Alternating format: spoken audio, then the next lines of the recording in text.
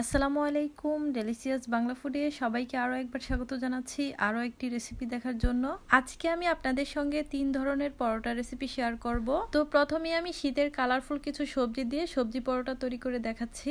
আমরা সবাই চাই যে সকালবেলার নাস্তাটা যাতে একটু ভিন্ন রকমের হয়, প্রতিদিন একই রকমের রুটি পরোটা না করে মাঝে মাঝে বিভিন্ন রকমের সবজি দিয়ে এই নাস্তাটা তৈরি করে ফেলতে পারেন। এই নাস্তাটা ভীষণ টেস্টি হয় খেতে আর ঝটপট তৈরি করা যায়। আশা করছি রেসিপিটি আপনাদের কাছে ভালো লাগবে। তাহলে চলুন রেসিপিটি শুরু করা যাক। নাস্তাগুলো তৈরি করার জন্য সবার প্রথমে একটা বড় মিক্সিং বোলে নিয়ে নিচ্ছি 2 কাপ আটা। চাইলে আপনারা এখানে ময়দাও দিতে পারবেন। এবার এখানে নরমাল পানি দিয়ে মোটামুটি ঘন একটা ব্যাটার তৈরি করে নিব। পানিটা একেবারেই দিচ্ছি না, অল্প অল্প করে দিয়ে মিশিয়ে নিচ্ছি। ব্যাটারটা তৈরি করতে কতটুকু পানি লাগবে আমি আপনাদেরকে ব্যাটারটা তৈরি করে তারপর দেখিয়ে দিচ্ছি। অল্প অল্প পানি দিয়ে মোটামুটি এরকম একটা ব্যাটার তৈরি করে নিয়েছি, আপনারা দেখতেই পাচ্ছেন। আর এই ব্যাটারটা তৈরি করতে মোটামুটি 1.5 কাপের চেয়ে বেশি পানি লেগেছে আমার, আপনাদের কম বেশি লাগতে পারে। এবার এখানে আমি প্রায় 1/2 কাপের মতো গাজর কুচি দিয়ে দিচ্ছি। আর দেখতেই পাচ্ছেন গাজরটা আমি একদম মিহি কুচি করে দিয়েছি, এভাবেই কুচি করে দিবেন। এরকম মিহি কুচি করে দিলে সবজিগুলো খুব দ্রুত সিদ্ধ হয়ে যাবে। এবার এখানে আমি কিছু ফুলকপি আর টমেটো কুচি করে দিয়ে দিলাম। এখন আমি এখানে দিয়ে দিচ্ছি 2টা কাঁচামরিচ আর মাঝারি সাইজের একটা পেঁয়াজ এরকম মিহি কুচি করে দিয়ে দিচ্ছি। এবার দিয়ে দিচ্ছি 1 টেবিল চামচের মতো ধনেপাতা কুচি। এবার স্বাদ অনুযায়ী লবণ দিয়ে দিচ্ছি।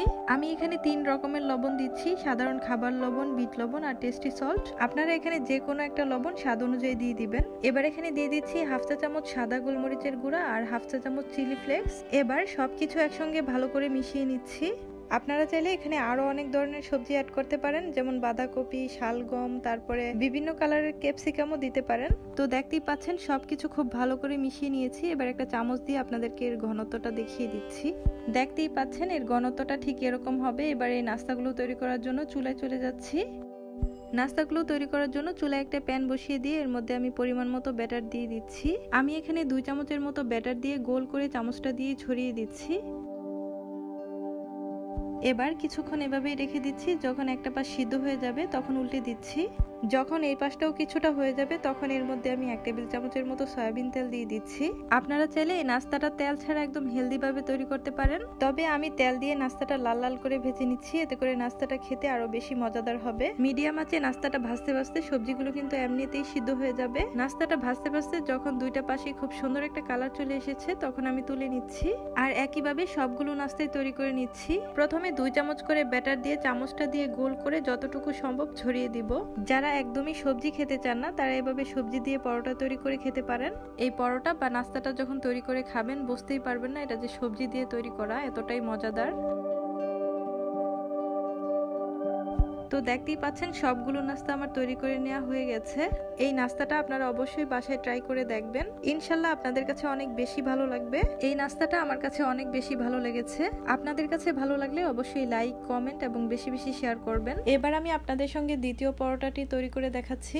আজকে আমি তৈরি করে দেখাবো ডিম পরোটা। সকালবেলার নাস্তার জন্য ঝটপট এই ডিম পরোটা আপনারা তৈরি করে নিতে পারেন। অনেক সময় দেখা যায় পরোটা ঠান্ডা হয়ে যাওয়ার পর শক্ত হয়ে যায়, তবে আজকে যেভাবে তৈরি করে দেখাবো পরোটাগুলো ঠান্ডা হওয়ার পরেও কিন্তু নরম থাকবে। একদম সহজ প্রসেসে আমি পরোটাগুলো তৈরি করে দেখাবো, আশা করছি আপনাদের কাছে ভালো লাগবে। তাহলে আর কথা না বাড়িয়ে চলুন মূল রান্নায় চলে যাচ্ছি।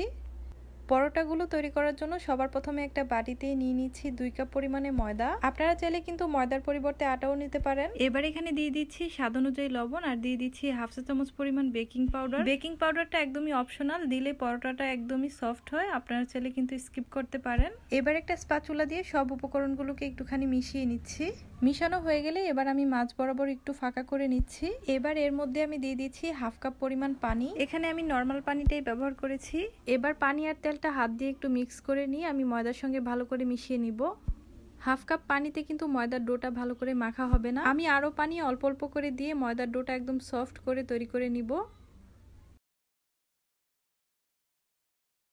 তো দেখতেই পাচ্ছেন আমি ময়দার ডোটাকে কি পরিমাণে সফট করে তৈরি করে নিয়েছি। এবার এই ডোটাকে একটা গোল বলের শেপ দিয়ে ঢাকনা দিয়ে ঢেকে 10 মিনিটের জন্য রেস্টে রেখে দিব, এতে করে ডোটা কিন্তু সেট হয়ে যাবে। ফিরে আসলাম 10 মিনিট পর। এবার ডোটাকে আমি আবারও কিছুক্ষণের জন্য মেখে নিব। এখন ডোটা একদমই নরম দেখাচ্ছে, তবে কিছুক্ষণের জন্য মেখে নিলে কিন্তু ডোটা একদমই স্মুথ হয়ে যাবে। তো দেখতেই পাচ্ছেন ডোটার মধ্যে আমি সামান্য পরিমাণে ময়দা দিয়ে ডোটাকে মেখে নিচ্ছি। তো দেখতেই পাচ্ছেন ডোটা মেখে নেওয়ার কারণে কত বেশি স্মুথ হয়ে গিয়েছে।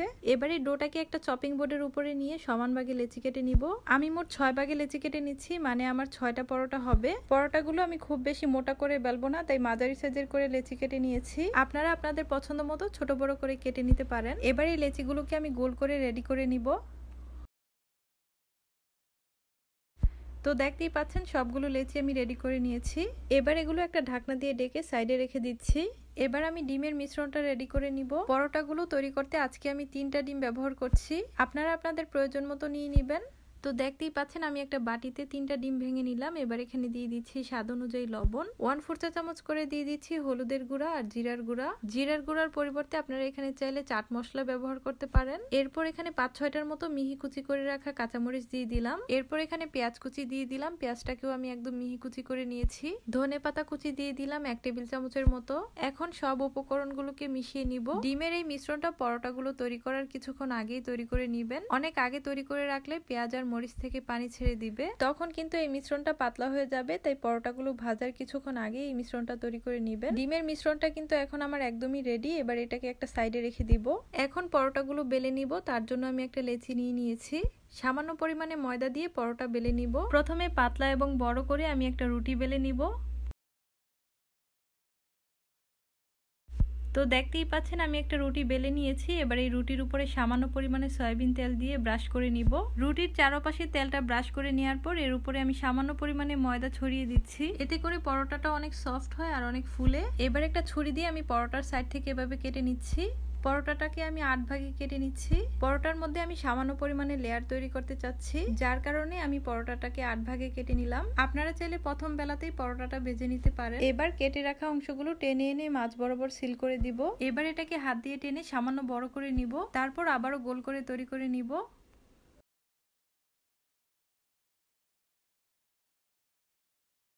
এবার এর উপরে সামান্য পরিমাণে ময়দা দিয়ে আবারও বেলে নিব। পরোটাটা আমি খুব বেশি বড় অথবা ছোট করব না, মাঝারি সাইজের করে বেলে নিব।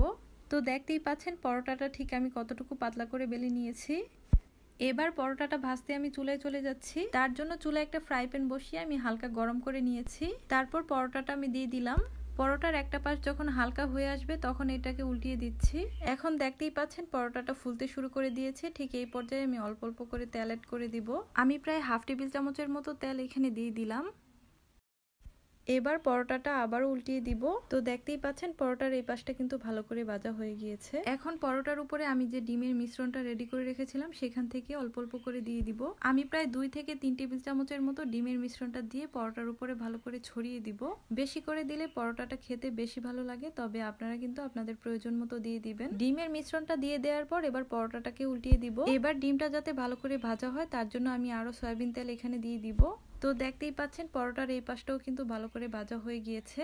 এখন ঠিক একইভাবে পরোটার এই পাশেও আমি ডিমের মিশ্রণটা 2 থেকে 3 টেবিল চামচের মতো দিয়ে দিব। ডিমের মিশ্রণটা দেওয়া হয়ে গেলে আবারও পরোটাটাকে উল্টিয়ে দিব। ডিমটা ভাজার জন্য সেম একইভাবে এখানেও আমি তেল দিয়ে দিব।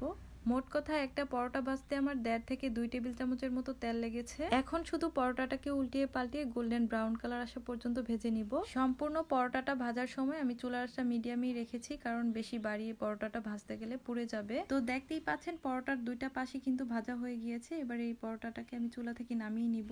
আপনাদের বোঝার সুবিধার্থে আমি আরো একটা পরোটা ভেজে দেখিয়ে দিচ্ছি। সেম ভাবে আমি আরো একটা পরোটা বেলে তারপর ফ্রাই প্যানে দিয়ে দিলাম। পরোটার একটা পাশ যখন হালকা হয়ে আসছে পরোটাটাকে উল্টিয়ে দিচ্ছি। কিছুক্ষণ পর পরোটার মধ্যে অল্প অল্প করে সয়াবিন তেল অ্যাড করে দিয়ে ভালো করে এই পাশটা ভেজে নিব। পরোটার মধ্যে যখন হালকা ব্রাউন কালার চলে আসবে তখন পরোটাটাকে আবারও উল্টিয়ে দিতে হবে। এই পর্যায়ে ডিমের মিশ্রণটা পরোটার উপরে দিয়ে দিতে হবে। সেম একইভাবে 2-3 টেবিল চামচের মতো দিয়ে পরোটার উপরে ছড়িয়ে দিতে হবে। পরোটাটা উল্টিয়ে দিয়ে ডিমটা ভাজার জন্য সামান্য পরিমাণে তেল দিয়ে দিচ্ছি। এবার এই পাশেও আমি ডিমের মিশ্রণটা একইভাবে দিয়ে ছড়িয়ে দিব। দেওয়া হয়ে গেলে পরোটাটা উল্টিয়ে দিব। আবারও সামান্য পরিমাণে তেল অ্যাড করে দিয়ে পরোটাটাকে উল্টে পাল্টে গোল্ডেন ব্রাউন কালার আসা পর্যন্ত ভেজে নিব। তো দেখতেই পাচ্ছেন পরোটাটা ভাজা হয়ে গিয়েছে। একইভাবে সবগুলো পরোটা আমি ভেজে পরিবেশন করে নিচ্ছি। এই পরোটাগুলো সবজি ভাজি ছাড়া এমনিই খাওয়া যায়, খেতে ভীষণ মজার হয়। যেহেতু আমি ভিডিও করছি, সবগুলো পরোটা ভেজে রেডি করে সুন্দরভাবে সাজিয়ে নিতে নিতে কিন্তু আমার পরোটাগুলো ঠান্ডা হয়ে গিয়েছে। গরম থাকা অবস্থায় কিন্তু পরোটাগুলো অনেক বেশি নরম থাকে, আর ঠান্ডা হওয়ার পরেও কিন্তু দেখতেই পাচ্ছেন কতটা নরম আছে। অনেক সময় ধরে রেখে দিলেও কিন্তু এর চেয়ে বেশি আর শক্ত হবে না। তো আশা করছি আমার আজকের ডিম পরোটা রেসিপি আপনাদের কাছে ভালো লেগেছে। ভালো লাগলে অবশ্যই লাইক, কমেন্টস এবং বেশি বেশি শেয়ার করে দিবেন। এবার আমি আপনাদের সঙ্গে ডিম আর আলুর তৈরি একদমই ভিন্ন রকমের একটি পরোটা রেসিপি শেয়ার করব। কোন রকম বেলাবেলির ঝামেলা ছাড়াই মাত্র 10 মিনিটে তৈরি করতে পারবেন এই পরোটাগুলো। খুবই হেলদি এবং টেস্টি এই পরোটাগুলো। চেষ্টা করেছি খুবই সহজভাবে রেসিপিটি শেয়ার করার জন্য। আশা করছি রেসিপিটি আপনাদের কাছে ভালো লাগবে। রেসিপিটি ভালো লাগলে লাইক করে চ্যানেলটি সাবস্ক্রাইব করে রাখবেন। তাহলে চলুন শুরু করা যাক। সবার প্রথমে একটা মিক্সিং বলে নরমাল তাপমাত্রায় থাকা একটা ডিম ফাটিয়ে নিয়ে নিচ্ছি। এবার এখানে দিচ্ছি সিদ্ধ করে রাখা 2টা মাঝারি সাইজের আলু, আর আলুটা আগে থেকেই ম্যাশ করে রেখেছিলাম। দিয়ে দিচ্ছি 1 কাপ লিকুইড দুধ, দুধটাও আগে থেকে জাল করে রেখেছিলাম। এবার এখানে দিয়ে দিচ্ছি স্বাদ অনুযায়ী লবণ। লবণটা আপনারা আপনাদের আন্দাজ মতো দিয়ে দিবেন। আরও দিয়ে দিচ্ছি 1 চা চামচ কালো গোলমরিচের গুঁড়া। দিচ্ছি একদম মিহি করে কুচি করে রাখা ধনেপাতা কুচি। এবার একটা চামচের সাহায্যে সবকিছু ভালো করে মিশিয়ে নিতে হবে, যেন ডিম আর আলু খুব ভালো করে দুধের সাথে মিশে যায়। সবকিছু খুব ভালোভাবে মিশিয়ে নেওয়া হয়ে গেলে এখানে দিয়ে দিচ্ছি 2 কাপ আটা। আপনারা চাইলে এখানে ময়দাও ব্যবহার করতে পারবেন। এবার এই মিশ্রণটার সাথে আটাগুলো সামান্য মিশিয়ে নিচ্ছি। এবার এখানে দিয়ে দিচ্ছি 1 কাপ নরমাল পানি। পানিটা দিয়ে আবারও খুব ভালোভাবে মিশিয়ে নিতে হবে। মিশ্রণটা চাইলে আপনারা হ্যান্ড উইক্স দিয়ে মিশাতে পারেন। মিশ্রণটা কিন্তু যথেষ্ট স্মুথ আর পাতলা হবে। তো আমার এটা তৈরি করা হয়ে গিয়েছে। এবার আমি পরোটাগুলো তৈরি করে নিব। চুলায় একটা প্যান বসিয়ে হালকা গরম হয়ে আসলে এর মধ্যে দিয়ে দিচ্ছি 2 চা চামচ সেই মিশ্রণটা। তারপর কড়াইটা ধরে সামান্য ঘুরিয়ে দিলেই কিন্তু পরোটাটা গোল হয়ে যাবে। আপনারা দেখতেই পাচ্ছেন কাজটা করা কিন্তু খুবই সহজ। এই পর্যায়ে চুলার আঁচটা থাকবে মিডিয়াম লোতে। এই অবস্থায় ঢাকনা দিয়ে ঢাকতে হবে না, কয়েক সেকেন্ড রেখে দিলেই একটা পাশ সিদ্ধ হয়ে যাবে। তখনই উল্টে দিতে হবে। তারপর পরোটাটা ভাজার জন্য সামান্য তেল দিয়ে দিচ্ছি। আপনারা চাইলে কিন্তু তেল ছাড়াও খেতে পারেন, ওইভাবেও ভালো লাগে, কিন্তু আমি আজকে তেল দিয়েই তৈরি করে নিচ্ছি। তেল দিয়ে 2 পাশ উল্টে পাল্টে লাল করে ভেজে নিব। এই পর্যায়ে চুলার আঁচটা লো থেকে বাড়িয়ে মিডিয়াম করে দিতে হবে। দেখতেই পাচ্ছেন পরোটার মধ্যে কত সুন্দর একটা কালার চলে এসেছে। দেখেই হয়তো বুঝতে পারছেন এই পরোটাগুলো তৈরি করা কতটা সহজ। আমার এই পরোটাটা কিন্তু একদম রেডি। এখন আমি চুলা থেকে নামিয়ে ফেলবো। আপনাদের বোঝার সুবিধার্থে আমি আরো একটা পরোটা তৈরি করে দেখাচ্ছি। এই পরোটাগুলো তৈরি করা একদমই সহজ, বেলাবেলির ঝামেলা নেই। যারা সময়ের অভাবে পরোটা তৈরি করে খেতে পারেন না, তাদের জন্য এই রেসিপিটি খুবই উপকারে আসবে। একইভাবে আমি সবগুলো পরোটা তৈরি করে নিব। সবগুলো পরোটা আমার তৈরি করা হয়ে গিয়েছে। এই পরোটাটা সবজি, তরকারি সবকিছুর সাথেই কিন্তু খেতে ভালো লাগে। এই পরোটাটা কোনো কিছু ছাড়া এমনিতে খেতেও কিন্তু মজা লাগে। আর এই পরোটাটা যখন আপনি তৈরি করে খাবেন, বুঝতেই পারবেন না যে এটা আলু পরোটা না ডিম পরোটা। তাই অবশ্যই বাসায় ট্রাই করে দেখবেন। আশা করছি রেসিপিটি আপনাদের কাছে ভালো লাগবে। আর অবশ্যই কমেন্টস করে জানাবেন। ভালো লাগলে লাইক করে চ্যানেলটি সাবস্ক্রাইব করে চ্যানেলের সাথেই থাকবেন। আজকে এখানেই বিদায় নিচ্ছি। আল্লাহ হাফেজ।